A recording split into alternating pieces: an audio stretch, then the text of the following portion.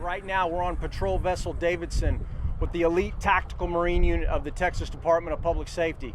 And I can tell you they're conducting surge operations down here to hold the line as they're seeing more and more people crossing. Now what's different right now, and the reason they're conducting these surge operations with so many vessels from local, state, and federal law enforcement down here on the Rio Grande River, is because they're seeing more runners. We're going to show you what's happening down here, but most importantly, how what happens here affects the rest of this country. These smugglers are putting them in stash houses.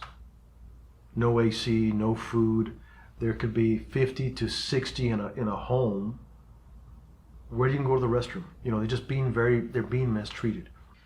And they could be in any neighborhood along the border. It could be a nice home, it could be a mid-size or mid-level home, it doesn't matter. They want to blend in, right? Yeah. But you go, there's no AC, there's no running water, there's no restroom. You have kids, you have adults, men, mixed in with the children, mixed in with other women. So it's a recipe for disaster. Yeah.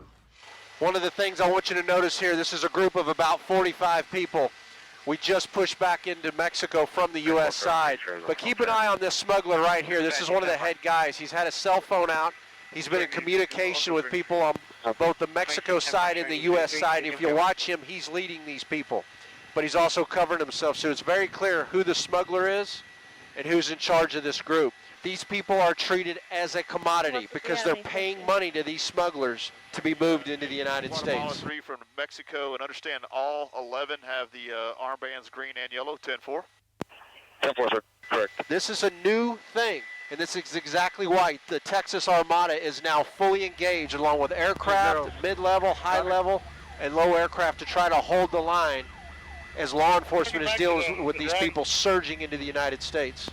Chief, what do you want Americans to know that down here as we're dealing with this and you're seeing it every single day? What do you want them to know about what's happening here that directly affects them and their families? Well, that's just it, Jason. What happens here will directly impact the rest of the nation.